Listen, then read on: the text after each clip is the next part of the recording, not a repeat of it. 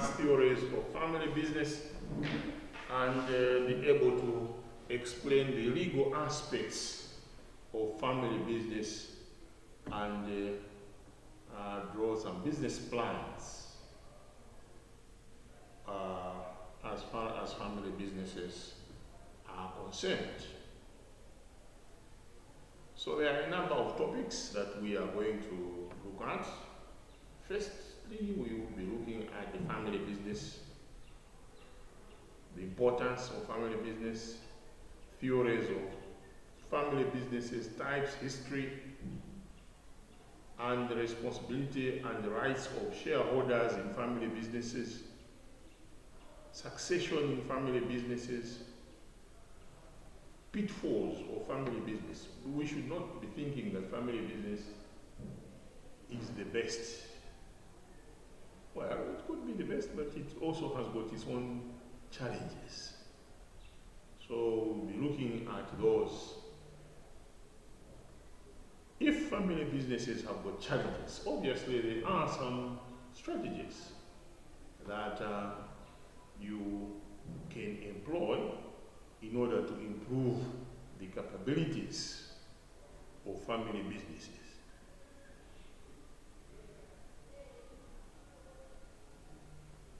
Then we are going to look at the family business in terms of the context.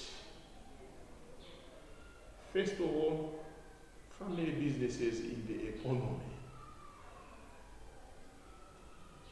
That will tie up with the history. There are family businesses which sometimes have assumed more or less the national symbol, Tata and India. Right now you have got this issue with the Adani family in India. Adani Business Group is one of the top enterprises in India. Now it is in kind of some problems, and the politicians are coming in saying, no, this is not a family business any longer. It is some companies in the West undermining the sovereignty of India, right? So we'll be looking at that. And then the entrepreneur and the owner manager in the family business. The environment of the family business and innovations that can take place in the family business. Now, since family businesses are by nature small businesses, then we'll look at how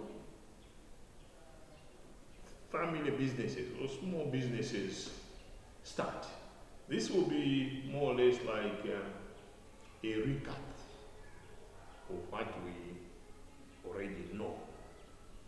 You can start a business as a startup, or can start it as a franchise. Or you can buy existing businesses, or buying an existing business.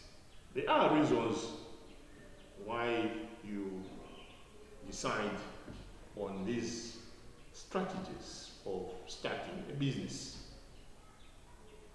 Then the legal aspects,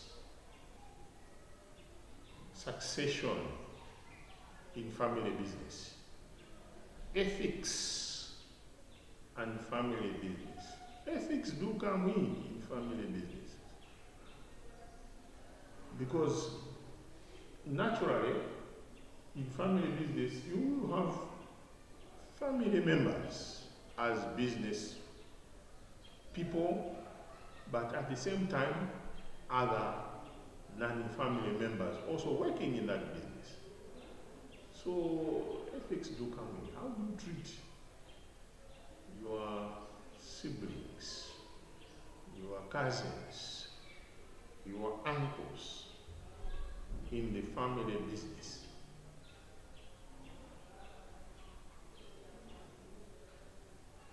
How about those nanny blood members who have shown loyalty to the business? How do you treat them?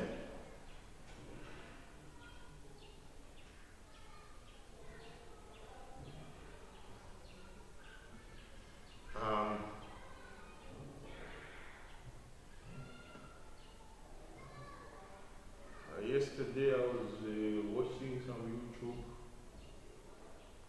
and they were showing the grave of one of the pioneer presidents of the United States of America. I think it was Andrew Jackson. No. This president was from the southern states. You would expect that he had huge plantations and owned some slaves. But where he is planted, where his grave is, there is something unique there.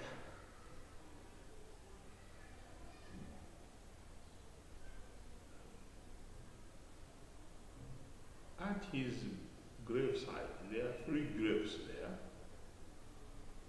His, naturally, and that one of his wife. But on the other side, there is the grave of his slave. So, for historians, the interest is how can a slave be found planted next to the owner of the plantation?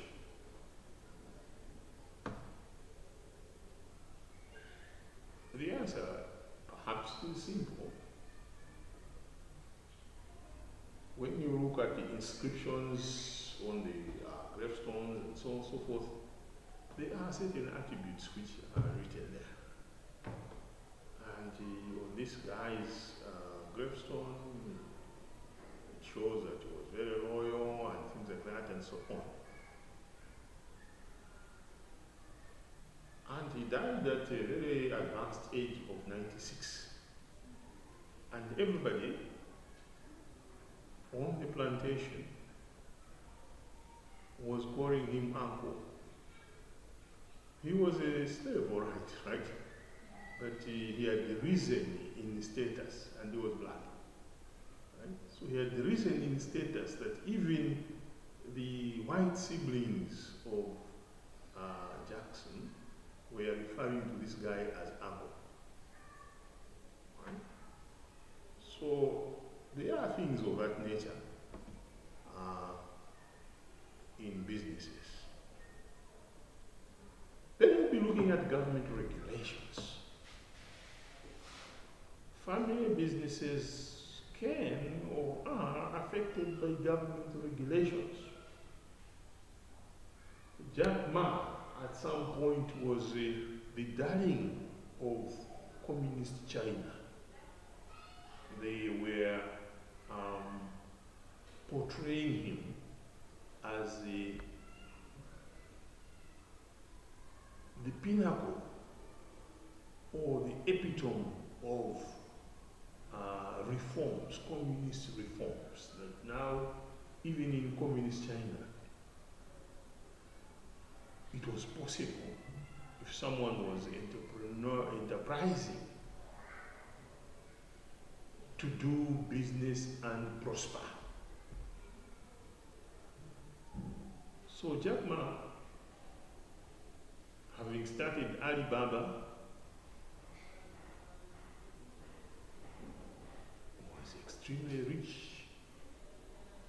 a billionaire. But when he started criticizing the communist system, then the system started clipping his wings. So that now we're told that he is concentrating on a small farm, trying to grow green vegetables and things like that.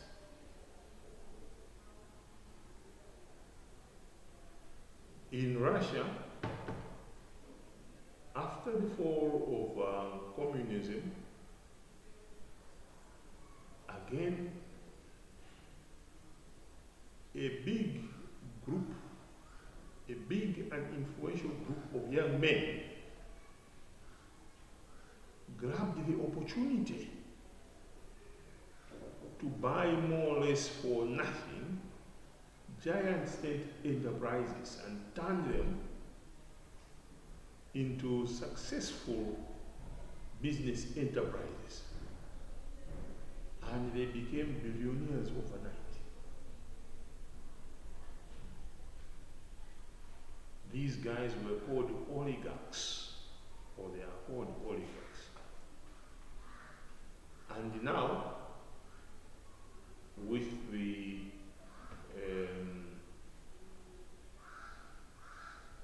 war that Putin has unleashed, those oligarchs who over the years have opposed Putin, some of them have been found hanging themselves with the curtains in some hotel. And you wonder, how can a guy hang himself with a curtain in a hotel? Or some of them have been said to have committed suicide, or others have jumped from the 10th floor through a window and things like that. And you wonder, is this really true that people are so fed up with life that they jump through windows, or something is happening, right? So government's regulations and other issues to do with government also play hands in family businesses. Chester Katsonga, the father of Mark Katsonga, owned Chester's nightclub on 6 miles on the Zomba Blantyre Road. And he owned the Ringazi Inn here and the airport club. But when he ran foul of Kamuzu Banda, all these things were grabbed off him through the Forfeiture Act. One Majoreni Gondwe decided that he was going to give his son the treat of his life when he got married. So he bought all the soft drinks, all the Carlsberg and all the Chibuku in Mzuzu Township, municipality of Mzuzu, for people to just enjoy themselves, right? He didn't buy and then he drank everything himself. No, he said, well, everything, people can just go and enjoy themselves. Like if you wanted 3 crates to drink, then just go and pick and drink, because you are celebrating, right? And to make matters worse, he even hired the police to be on back on call, particularly the siren, and to clear the traffic. That did not please the powers that be. And the Machiavelli enterprise was grabbed by the then Malay Congress Party. They are still fighting the battles in courts. Recently, during the last sitting of parliament, a law was enacted which the opposition claim was aimed or is aimed at a particular individual. And the opposition decided that they were not going to support it. And the government realized that at that point it didn't have majority, so it silently withdrew the regulation. So there are legal aspects that the family businesses also have to look into. But more importantly, family businesses do not imply that the owner or the founder has money. In most cases, they do not have money. What they have are ideas. And because they have ideas, they have to come up with a business plan, which banks and other lending institutions can look at, and if they are good, they can fund. So, we will be looking at the business plans, the considerations that you have to have in mind when starting a business. Market, because it's no good starting a business and you don't have market. You have to have market. When one Boniface Casamira was saying that, look here, you see, we have to start regulating KK and other substances which are indigenous. He knew that there was a market for KK.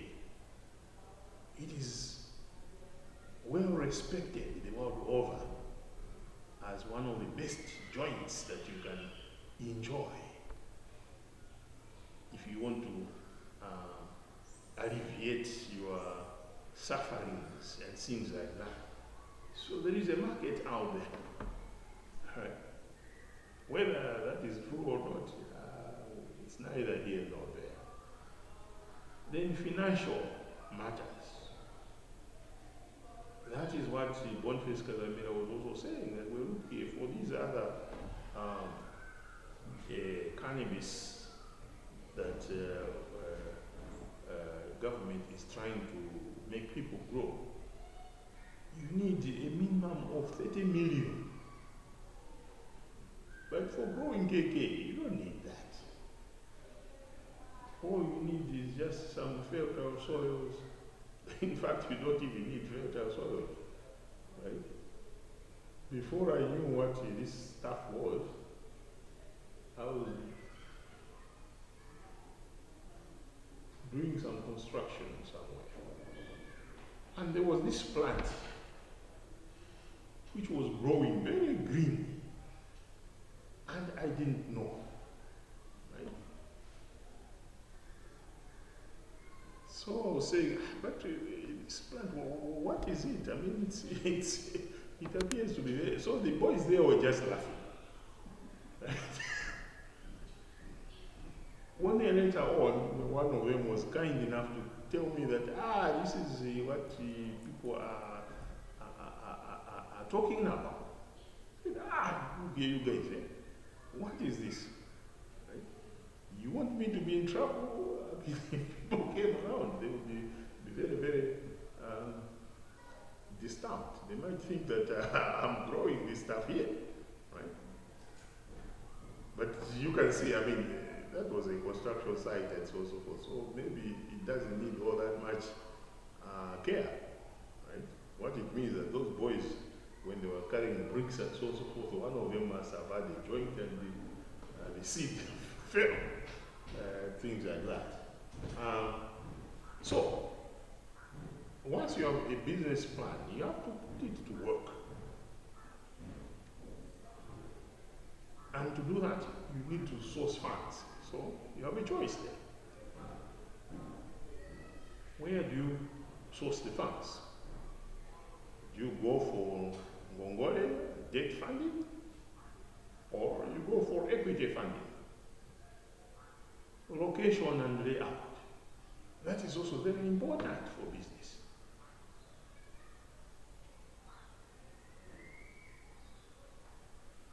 Shepherd Bushiri is a Goshen city. Why is it located where it is located? Why should he have bothered to locate it where it is and not in the wrong way here? That's important. Why should someone come all the way from the United States of America to spend a holiday in Lilongwe in October, November? You know how dusty Lilongwe could be in those months. So you would say that, well, Shepherd decided that, well, he was going to be at the lake because Lake Maui is famous for being a clean lake and maybe one of the most beautiful spots in the world. It is in the Cape Maclear area, which in 1984 was declared a World Heritage Site for the cichlid fishes, the Muna. Those fishes, you don't find them anywhere else in the world. They are very colorful and a beautiful sight to watch while you are snookering and so on. So you would imagine that Shepherd Bushiri is wanting to take advantage of that. I don't know whether Shepherd Bushiri has been reading history, but according to archaeological findings, the Maravi Kingdom had its headquarters around at Mankamba, which is just around there. So probably he might be wanting to develop that site, also for tourism, and so on. And then when people want to go and pray and so on and so forth, they don't want to go to towns to pray because gods do not reside in towns. We know Sodom and Gomorrah. God did not want to be there. Right? They want to be in some quiet places and so on. So probably for spiritual renewal, people need to go to some quiet place where they can renew their faith and things like that. So probably that attracted Shepherd Bushiri. But again, being a rural area and being an area which the government has earmarked for tourism development, Shepherd Bushiri might have been attracted by that as well. Right? To say, okay, fine, let me be first mover in this area. So there are a number of things that small businesses look at when they are trying to come up with their reasons for locating businesses and so on. There is a Kenyan billionaire who is much richer than Shepherd Bushiri, but his location and layout of his business is slightly different. He has decided that his city would be in his home village. So you find that that home village now has transformed completely because this guy comes from there. Right? He has developed what he calls a hospital city or something like that. So he has built a very top-notch hospital in his village, and he didn't have land. So what he has done is to ask people who have land, within the village, right?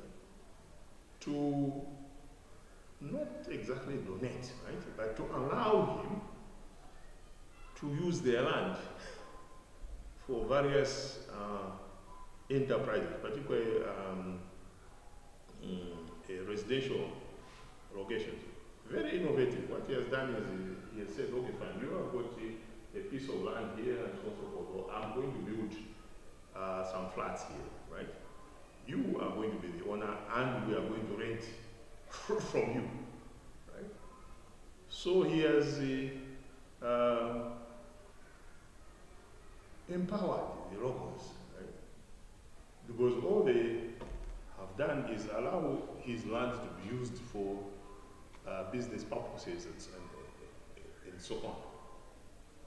And then he has also given those guys who have got land for farming and so forth to start cultivating crops which they will be selling to the enterprise that he's building and so on. So there is the issue of marketing plan. What kind of products are you going to provide? Shepherd Bushiri is providing spiritual product. People will go there to pray and then their way to heaven will be opened up. After praying there, then they don't have to worry. When they go to heaven, it's going to be smooth. Right? So you find people coming by their bus loads from South Africa, from Botswana, and so on and so forth, to Goshen City for prayers and renewal. I've yet to hear Marians going there. I don't know whether they're going there or not. So that is his primary product, pilgrims. But apart from that, he has other products, I would imagine. He has a farm there, which is going to be producing things for sale. Particularly the Middle East market and so on. So he's asking for government to come up with an airport there. Whether government will do that, it will depend on whether he becomes a political threat or not. He is not, they might decide to build an airdrome there, but if they think that he has got political visions, then they might shelve that. His Kenyan counterpart, the major product is hospital tourism, because he has built a top-notch hospital and so on and so forth. Then sick people will be going there for mending their bodies and things like that. Pricing, that is also important. How do you price your product? Distribution and marketing strategies. A product is useless if you can't get it to the customer. So there must be some distribution and marketing strategies. Then managing family businesses, techniques for enhancing profitability, and then managing people in the company. So that is, in a nutshell, what this course is all about.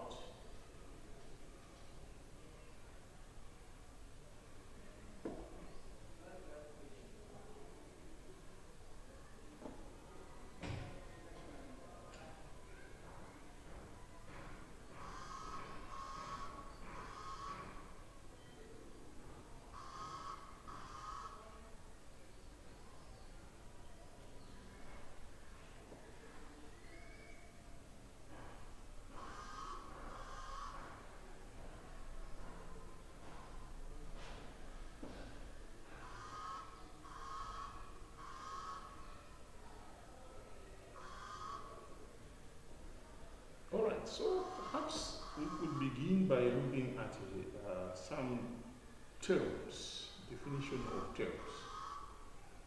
Family business, what is it?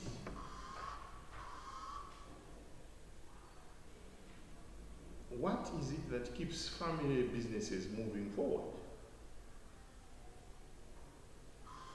What are the roles and the relationships involved in family business? What are the management practices that enable family businesses to function effectively?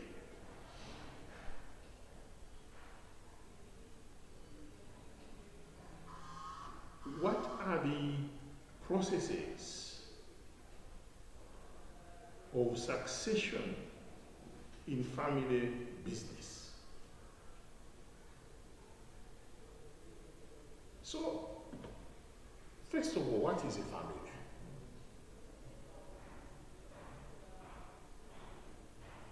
We would say that a family is a group of people bound by shared history and a commitment to share a future together, while supporting the development and well-being of individual members.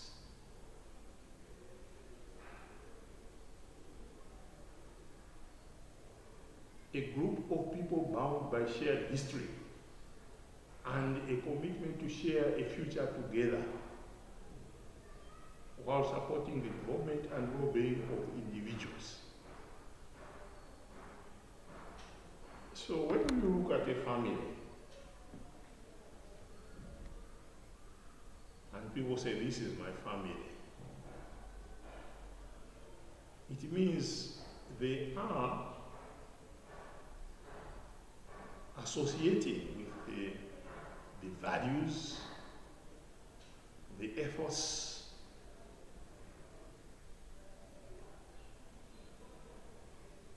expectations,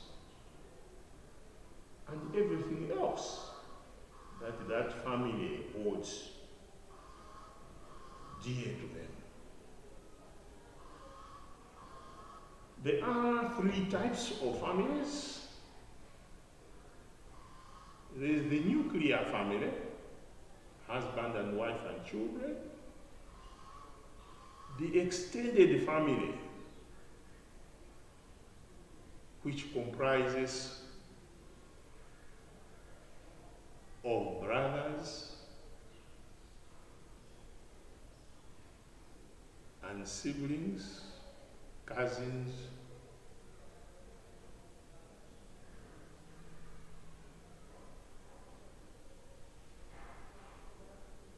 then the blended family,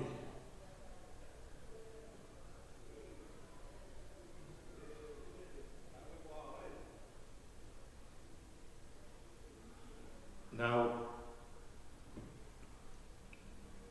the nuclear family is easy to identify. The extended family, it depends. It's also easy to identify because most of them would be related to each other. But the blended family is even wider, and usually it depends on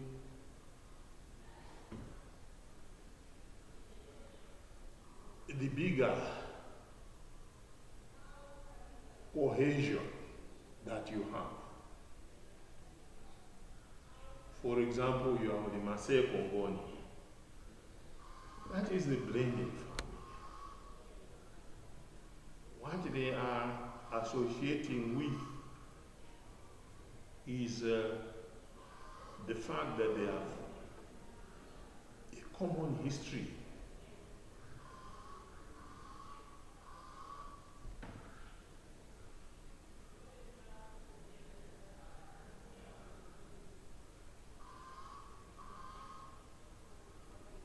in terms of businesses,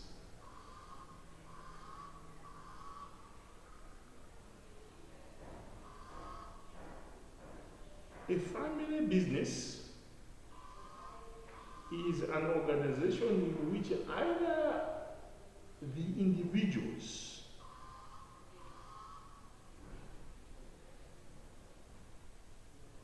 establish or acquire a firm,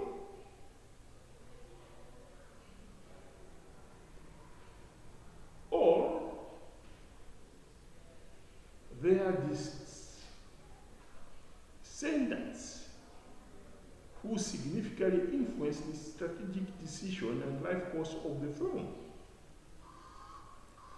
So individuals would be the ones associated with the firm, but it could be descendants who take that firm to the next level. For example, where I come from, you have, or we had, a fellow who started some business. It was a small shop,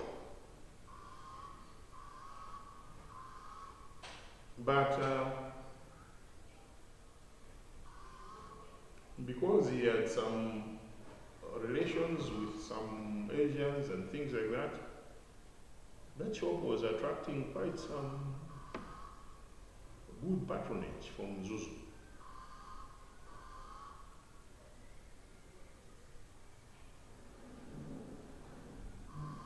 But when he died, his children took that business to the next level. One of his sons was a graduate from Chancellor College. He decided that he was not going to work for anybody. So using his share of the business, he went into transportation. And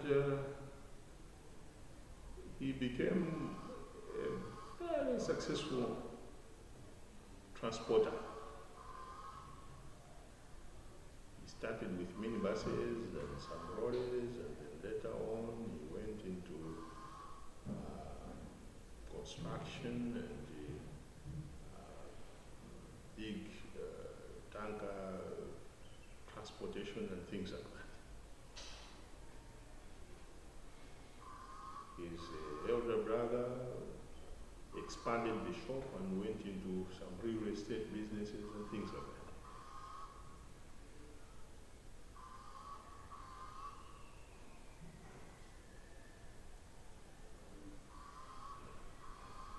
that. Types of family businesses. Well, there are three types of family businesses.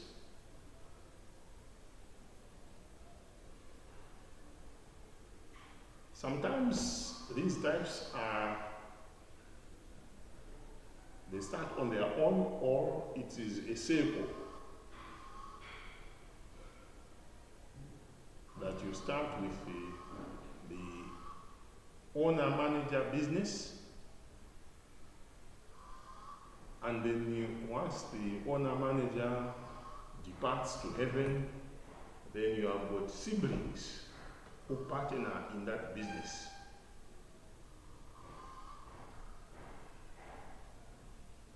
Once the siblings also get old and they die, then you have got cousins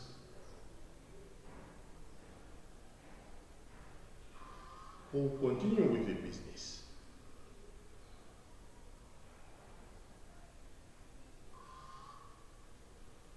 So, for example, Chosa Matenda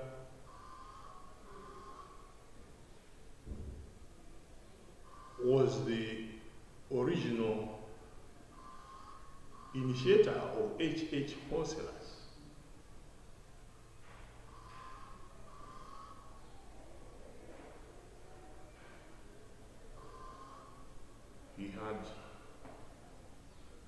23 children by his wife. I don't know how many bush children he also had.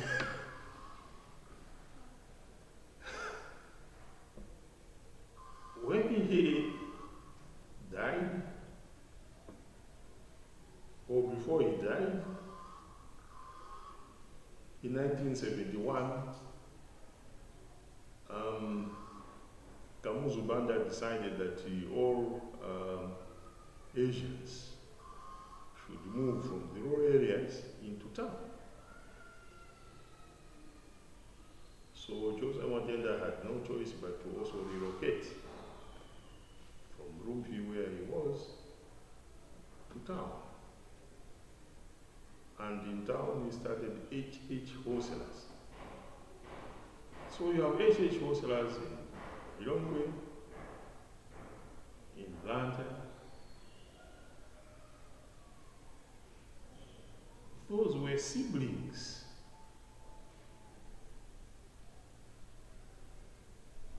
The children. I don't know whether HH himself died here, Joseph Matenda, or as they usually do, they go to United Kingdom. And then the siblings are running the businesses here.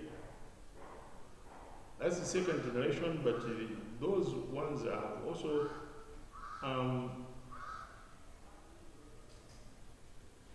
surrendered the businesses to cousins. So now, if you went to an HH wholesaler shop in town, and then you do not find a consignment there, they will be ringing somebody in Blantyre or somewhere. Don't be cheated that that is someone that they don't know. No, it's a family, right? They have replicated the businesses and things like that.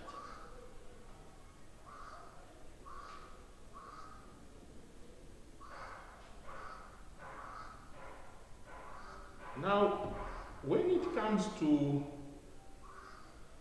the business, the family business model, then you have three cycles which overlap. You have got family members, employees, and owners. These tend to overlap.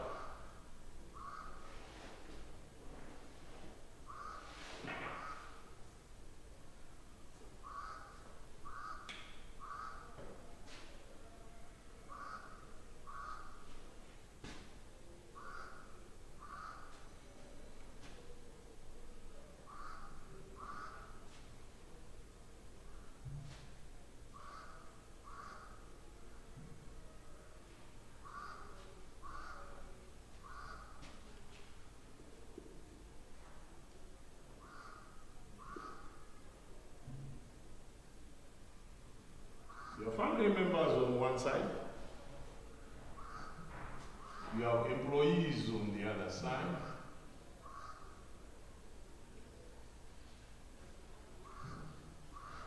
and you have owners.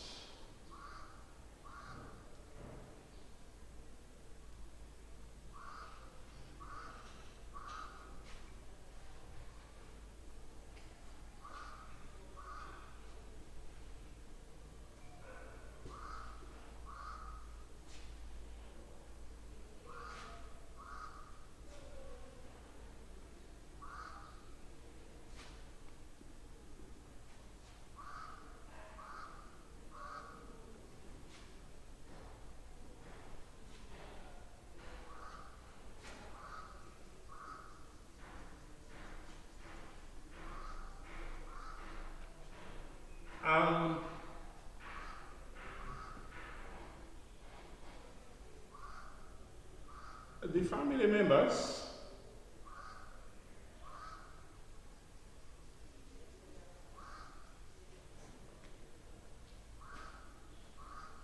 in this shade here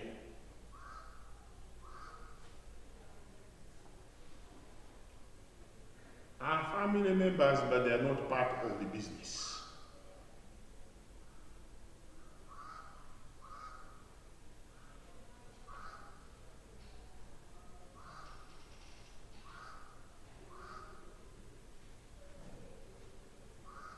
Here,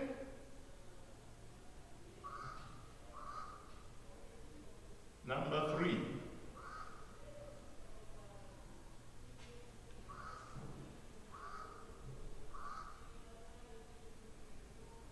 These are non-family owners of the business who are not involved in the business.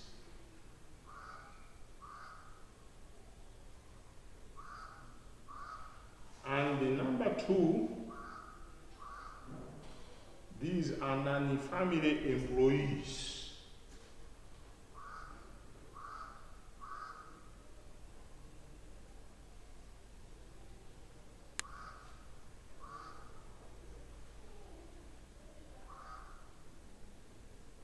Was at the core, number 7, these are family members and employees.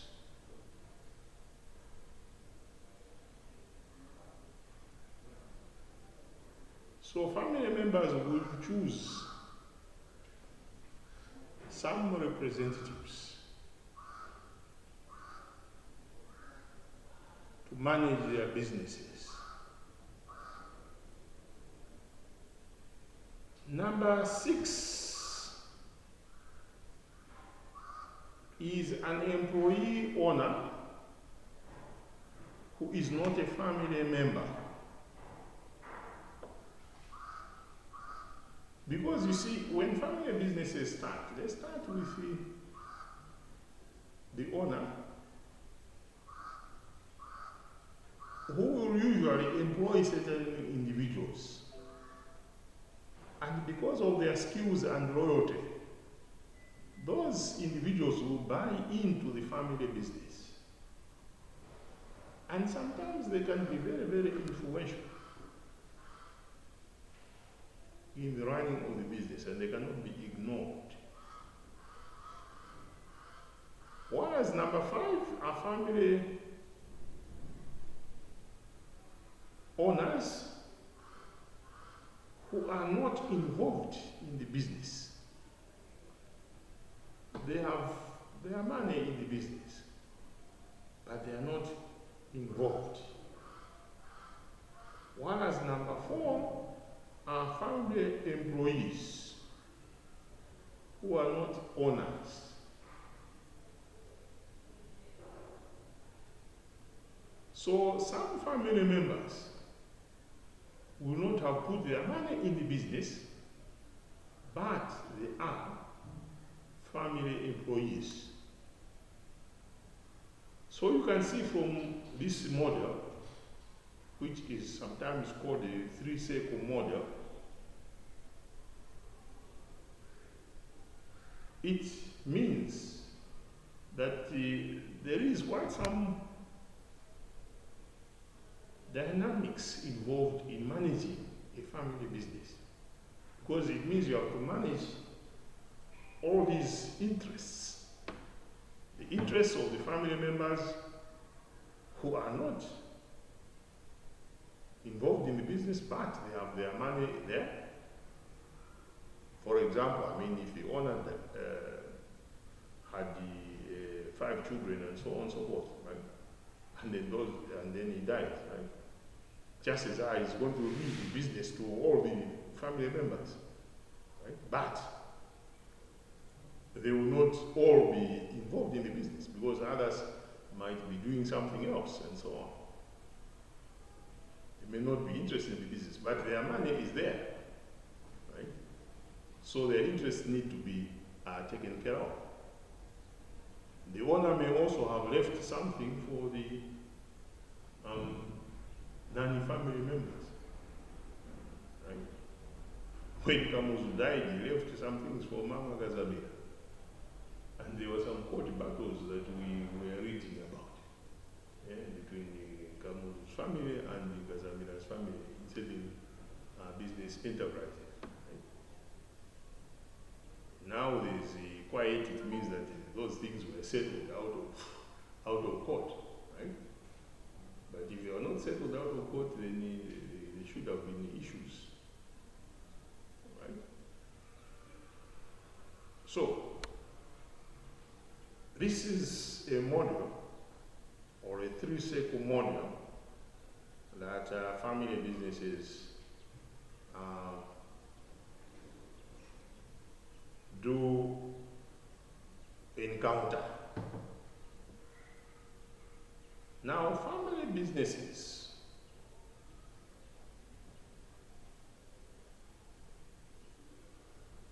or the family and the business, they have concerns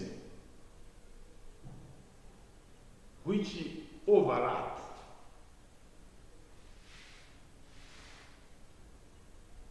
What are the concerns of the family in a business, a family business enterprise?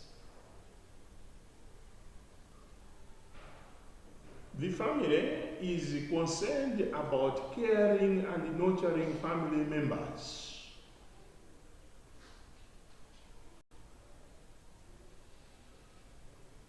So that one, their welfare is taken care of, but at the same time that they, the family members, are well versed in the business, or they accept the business as theirs.